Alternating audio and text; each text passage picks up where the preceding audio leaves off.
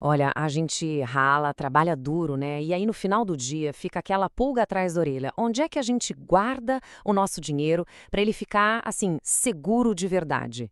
Bom, é exatamente nessa questão que tira o sono de tanta gente que a gente vai mergulhar fundo hoje.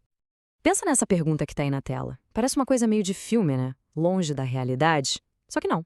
Eu vi isso acontecer de perto.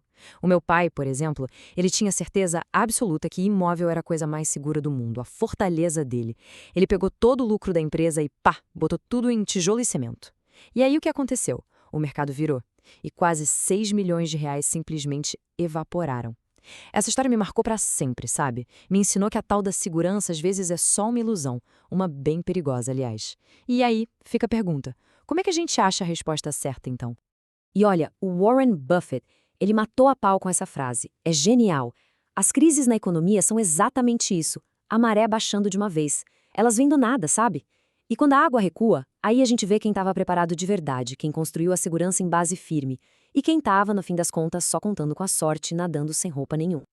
Ok, então, para a gente achar essa tal fortaleza financeira, primeiro a gente precisa, tipo, desenhar um mapa.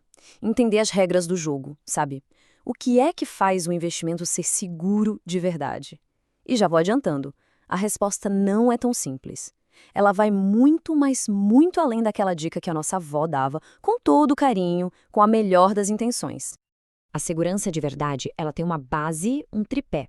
Pensa nisso como se fosse um check-up completo para o dinheiro. Ponto 1. Baixo risco de crédito. O que é isso? Basicamente, a confiança de que o dinheiro investido vai voltar, né? Que não vai sumir. Ponto 2. Alta liquidez.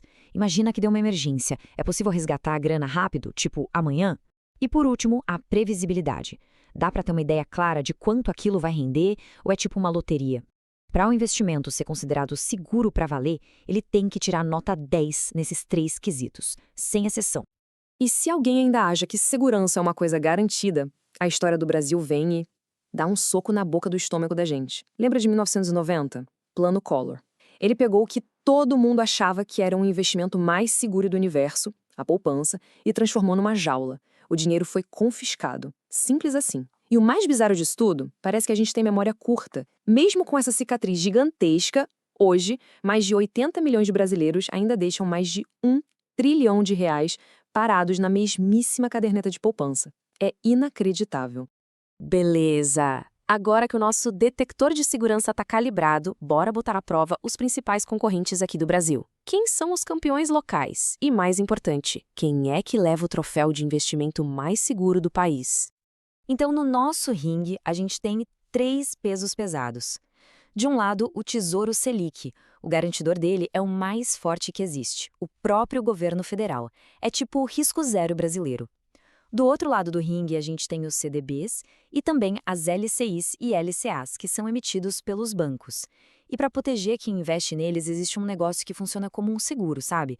Uma rede de proteção que se chama Fundo Garantidor de Crédito, o famoso FGC. Tá, mas como é que funciona esse tal de seguro? É simples, o FGC garante até R$ 250 mil por CPF em cada instituição financeira. Ou seja, na prática, se o banco onde o dinheiro está investido quebrar, o FGC vai lá e devolve a grana, até esse limite de 250 mil. É uma baita capada de segurança, né? Mas tem um detalhe crucial. Esse pagamento não é na hora, não é instantâneo, pode levar meses. E isso, bom, isso mexe com um dos nossos pilares, né? O da liquidez. E essa analogia do capacete, cara, ela é perfeita. Porque não é só uma historinha, isso aconteceu de verdade. Em 2010, o Banco Pan-Americano teve um rombo de bilhões. Tinha tudo para ser um desastre completo para os investidores. Mas aí o FGC entrou em campo, funcionou tipo um airbag e garantiu que ninguém perdesse o seu dinheiro. Foi literalmente o capacete que salvou milhares de pessoas de uma queda que seria fatal para o patrimônio delas. Certo, mas e se o problema for maior? Se a tempestade não for só aqui no Brasil, mas no mundo inteiro? Para onde o dinheiro dos grandes investidores, o dinheiro inteligente, corre para se proteger? Bom, agora a gente vai ter que sair do nosso quintal e dar uma olhada nas maiores fortalezas financeiras do planeta. E quando a gente bota um do lado do outro, a diferença é brutal. Não tem outra palavra. É tipo comparar um cofre de titânio com uma caixinha de sapato. A nota de crédito dos Estados Unidos é grau de investimento. É o selo máximo de confiança. A nota do Brasil? Grau especulativo. Para o grande investidor, lá em Nova York, em Londres, em Tóquio, a mensagem é clara. Botar dinheiro no Brasil é uma aposta, não é uma certeza. E isso explica um fenômeno que é fascinante, que o mercado chama de fuga para a segurança. É o seguinte, quando o mundo inteiro treme, seja por uma pandemia, uma guerra, uma crise, o dinheiro, que no fundo é bem medroso, não quer saber de aventura. Ele corre, ele foge para o lugar mais seguro que ele conhece, que são os títulos do governo americano. Eles viram de fato o grande farol no meio da escuridão, da tempestade global. E por fim, a gente chega no ativo mais antigo de todos: ouro. A grande mágica do ouro é que ele não depende de ninguém, nem de governo, nem de banco. Ele não é uma promessa de pagamento, como uma nota de dinheiro. Ele é o pagamento. É por isso que em cenários assim apocalípticos, como a hiperinflação na Alemanha, lá em 1923, enquanto o dinheiro virava pó, literalmente, o ouro continuava lá, brilhando, preservando a riqueza das famílias. É como se fosse o cofre secreto da humanidade. Bom, a gente viajou pelos títulos americanos, pelos cofres de ouro. Mas agora é hora de voltar para casa e encarar o verdadeiro elefante na sala. Aquele investimento que está na ponta da língua e na conta de milhões de brasileiros, mas que, na verdade, esconde um problema gigantesco: a nossa velha e conhecida caderneta de poupança. R$ 1 trilhão. É até difícil de visualizar um número desses. É mais grana que a economia inteira de muitos países. E todo esse dinheiro, essa montanha de dinheiro, está basicamente estacionado, perdendo valor, dia após dia, no investimento que nem sequer ganha da inflação. Isso só prova uma coisa: quando o assunto é dinheiro, muitas vezes o costume, o hábito, fala muito mais alto que a matemática, que a lógica. E olha, eu entendo perfeitamente o apelo emocional. Eu mesmo sou um exemplo disso. A minha avó, ela guardou R$ 50 por mês religiosamente por 8 anos na poupança. E foi esse dinheiro que me deu um empurrão para começar meu primeiro negócio. Então, existe uma segurança afetiva, uma história ali. Só que a realidade dos números, ela é fria. Ela é dura e clara. Deixar o dinheiro na poupança hoje é fazer ele perder poder de compra. Ponto. No final das contas, a melhor comparação que existe é essa. Deixar o dinheiro na poupança hoje é a mesma coisa que insistir usar aquele celular Nokia antigo, o tijolão, sabe? Em plena era do 5G. Ele ainda faz ligação? Faz.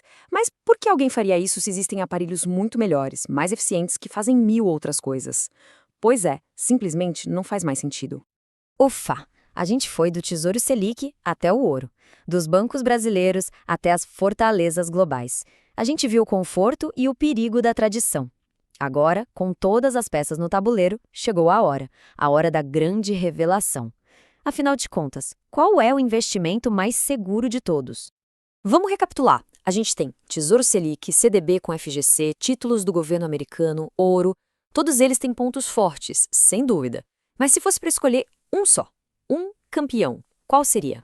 E a resposta, que talvez seja uma surpresa para muita gente, é que a pergunta em si é uma pegadinha. Essa busca incessante pelo único investimento perfeito, pelo porto seguro, imbatível, essa é, na verdade, a maior e mais perigosa armadilha que existe no mundo das finanças.